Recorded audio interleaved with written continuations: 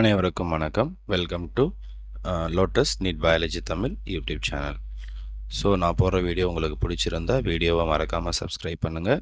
வீடியோவை உங்கள் ஃப்ரெண்ட்ஸுக்கும் ஷேர் பண்ணுங்கள். பக்கத்தில் இருக்கக்கூடிய பெல் பட்டனை ப்ரெஸ் பண்ணுங்க. அப்போ தான் நான் போடுற வீடியோ உங்களுக்கு உடனுக்குடன் கிடைக்கும். ஸோ நம்ம இன்றைக்கி பார்க்க போகிறது பார்த்தீங்கன்னாக்கா how to get centum in 12th biology. 12th பயாலஜியில் எப்படி நம்ம சென்டம் எடுக்கிறதுன்னு நம்ம ஒரு வீடியோ கொஷின் பேப்பர் ஒன்று பார்த்தோம். ஸோ அந்த கொஷின் பேப்பரில் பயோபாட்னி பார்த்துருக்கோம். ஸோ பயோசாலஜி ஸோ உங்களுக்கு சீக்கிரமாக நான் அப்லோட் பண்ணுறேன். ஸோ இதில் நம்ம யூனிட் 2 கிளாசிக்கல் ஜெனட்டிக்ஸில் ஆல்ரெடி பார்ட் 1 பார்த்தோம். இது நம்ம பார்ட் 2. ஸோ பார்ட் 1ல் இன்டீரியர் 1 மார்க் நான் ஆல்ரெடி சொன்னேன். சென்டம் எடுக்கணும் அப்படின்னா இன்டீரியர் 1 மார்க் தரவாக தெரிஞ்சிருக்கணும்னு சொன்னேன். ஸோ அதில் பார்ட் 1ல் ஒரு 10 1 மார்க் போட்டேன். இது பார்ட் 2. ஸோ பார்ட் 2ல் அதனுடைய கண்டினியூவேஷன் பார்க்கலாம். ஸோ ஃபஸ்ட்டு கொஷின் நம்பர் 11 பாருங்கள். So in sexually reproducing plants or organism, sexually reproducing நடக்கக்கூடிய பிளான்ஸாக இருக்கட்டும் இல்லை எனி ஆர்கனிசமாக இருக்கட்டும், அதில் என்ன வரும் அப்படின்னாக்கா ஜெனட்டிக் வேரியேஷன் அப்படின்னு நடக்குது. அந்த ஜெனட்டிக் வேரியேஷன் அப்படின்றது இம்பார்ட்டன்ட் ப்ராசஸ் ஆஃப் எவல்யூஷன். அப்போ எவல்யூஷன் நடக்கணும்னா அதுக்கு ஜெனட்டிக் வேரியேஷன் நடக்கணும். அப்போ ஜெனட்டிக் வேரியேஷன் நடக்கணும்னா செக்ஷுவல் ரீப்ரொடக்ஷன் நடக்கணும். அப்போ செக்ஷுவல் ரீப்ரொடக்ஷன் நடந்தால் என்ன நடந்தால் சாருங்க ஜெனட்டிக் வேரியேஷன் நடக்கும் அப்படின்னா இண்டிபெண்டன்ட் அசார்ட்மெண்ட் அப்படின்னு ஒன்று நடக்குது. அப்போ in sexually reproducing plants or organism due to independent assortment. அப்போ இண்டிபெண்டன்ட் அசார்ட்மெண்ட்னால ஜெனட்டிக் வேரியேஷன் நடக்குது. அந்த ஜெனட்டிக் வேரியேஷன் தான் பண்ணாக்கா important in the process of evolution. So இப்போ இங்கே எதை நம்ம கொஷின் கேட்கலாம்னா இந்த இண்டிபெண்டன்ட் அசார்ட்மெண்ட்டை பேஸ் பண்ணி நமக்கு கொஷின் கேட்கலாம். ஸோ ஞாபகம் வச்சுக்கோங்க. So second question, the gene interaction concept. The gene interaction concept was introduced and explained by. அப்போ ஜீன் இன்ட்ராக்ஷன் கான்செப்டை யார் இன்ட்ரடியூஸ் பண்ணது, யார் எக்ஸ்பிளைன் பண்ணது அப்படின்னா W. பேட்டிசன் அப்படின்ற ஒரு சயின்டிஸ்ட். அவர் தான் பண்ணாக்கா அந்த ஜீன் இன்ட்ராக்ஷன் கான்செப்ட் அப்படின்னு ஒன்று இன்ட்ரடியூஸ் பண்ணி எக்ஸ்பிளைன் பண்ணுறாரு. தேர்டு, ஸோ ரிப்பீட்டடாக கேட்கக்கூடிய ஒரு 1 mark question, this is the example of codominance.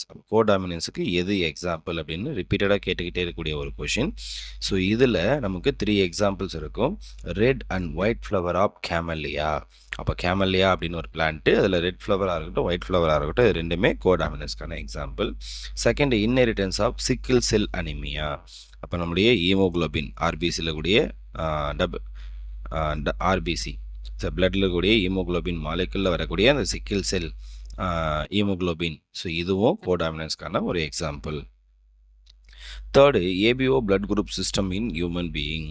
So அப்போ ஹியூமன் பீயிங்கில் ஏபிஓ பிளட் குரூப் அதுவும் எதுக்கான எக்ஸாம்பிள்னா அந்த கோடாமினன்ஸ்க்கான எக்ஸாம்பிள். ஸோ இது ரிப்பீட்டடாக கேட்டுக்கிட்டே இருக்கக்கூடிய ஒரு important 1 mark question. Next, who reported a lethal gene in snapdragon? So antirhinum species. So இந்த lethal gene அப்படின்ற அந்த கண்டிஷனை ஸ்னாப்ட்ராகனில் யார் ஃபஸ்ட்டு ரிப்போர்ட் பண்ணது அப்படின்னா பார் அப்படின்ற ஒரு சயின்டிஸ்ட். இந்த கொஷின் லாஸ்ட்டாக நமக்கு பிரதர்ஸ் யூனியனில் கேட்ட ஒரு கொஷின். ஸோ 2024 பிரதர்ஸ் யூனியனில் கேட்ட ஒரு question, who reported a lethal gene in snapdragon antirhinum species. இந்த பிரதர்ஸ் யூனியன் கொஷின் பேப்பர் நம்மளுடைய யூடியூப் சேனலில் கொடுத்துருக்கேன். ஸோ எப்போல்லாம் பிரதர்ஸ் யூனியன் கொஷின் பேப்பர் வருதோ அப்போல்லாம் நான் உங்களுக்கு அந்த கொஷின் பேப்பரையும் நான் உங்களுக்கு அப்லோட் பண்ணுறேன். ஸோ அப்போ ரிப்போர்ட்டட் லீத்தல் ஜீன் இன் ஸ்னாப்ட்ராகன் அப்படின்னா ஆன்டிரைனம் ஸ்பீசிஸ். யார் ஆன்டிரைனம் ஸ்பீசிஸில் யார் ரிப்போர்ட் பண்ணதுன்னா பார் அப்படின்ற ஒருத்தர். அப்போ ஸ்னாப்ட்ராகனுக்கு அனதர் நேம் ஆன்டிரைனம் ஸ்பீசிஸ் அப்படின்னு சொல்லுவோம்.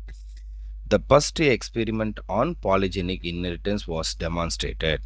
பாலிஜெனிக் இன்ஹெரிட்டன்ஸை பற்றி ஃபஸ்ட்டு யார் டெமான்ஸ்ட்ரேட் பண்ணி எக்ஸ்பிளைன் பண்ணது இன் வீட் கெர்னல். ஸோ வீட் கோதுமையில் எக்ஸ்பிளைன் பண்ணது அப்படின்னா நில்சன் ஈல் அப்படின்ற ஒருத்தர். அவர் தான் பண்ணாக்கா ஃபஸ்ட்டு இந்த பாலிஜெனிக் இன்ஹெரிட்டன்ஸை வீட் கெர்னலில் எக்ஸ்பெரிமெண்ட் பண்ணுறாரு வித் டெமான்ஸ்ட்ரேஷனோட. ஸோ அடுத்து நம்ம கொஷின் நம்பர் 6 அடுத்த கொஷின் நம்பர் 16 பார்க்க போகிறோம்.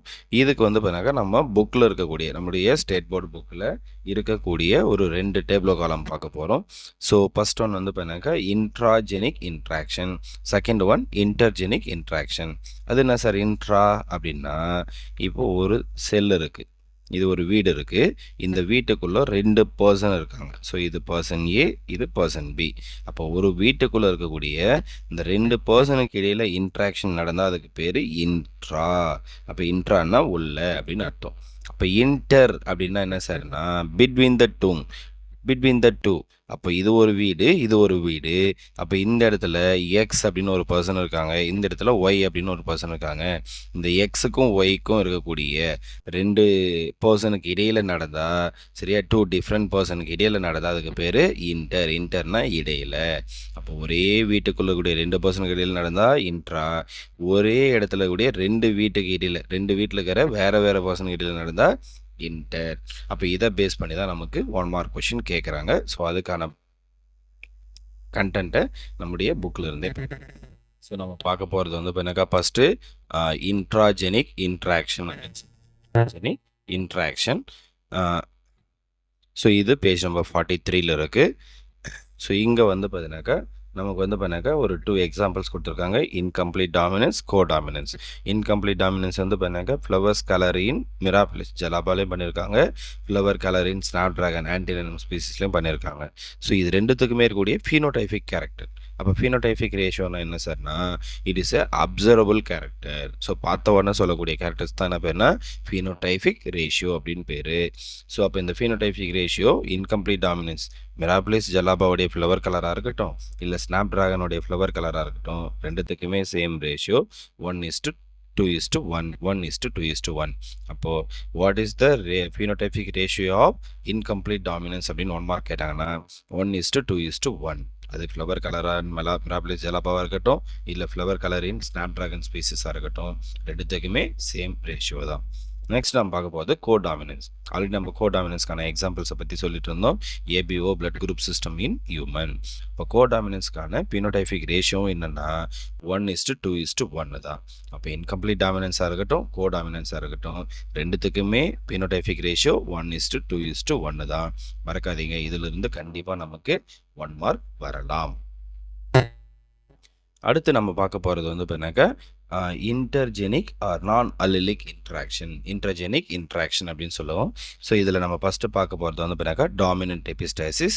இது வந்து பார்த்தீங்கன்னாக்கா அந்த டாமினன்ட் எபிஸ்டைசிஸ் அப்படின்றது நமக்கு புக்குக்குள்ளே இருக்கக்கூடிய ஒரு இம்பார்ட்டன்ட் 5 மார்க் கொஷின். ஸோ இது எதில் பண்ணியிருக்காங்க அப்படின்னாக்கா ஃப்ரூட் கலர் இன் சம்மர்ஸ் கிளாஸில் பண்ணியிருக்காங்க. இதோடைய ஃபீனோடைபிக் ரேஷியோ 12:3:1. ஸோ இப்போ டாமினன்ட் எபிஸ்டைசிஸ் உடைய ஃபீனோடைபிக் ரேஷியோ 12:3:1. Next recessive எபிஸ்டைசிஸ்.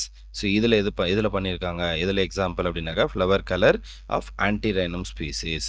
அப்போ இந்த ரெசிசிவ் எபிஸ்டைசிஸ்க்கான phenotypic ratio 9:3:4. Third duplicate gene with cumulative effect. அப்போ டூப்ளிகேட் ஜீன் வித் குமுலேட்டிவ் எஃபெக்ட்டுக்கான example fruit shape in summer ஸ்குவாப்.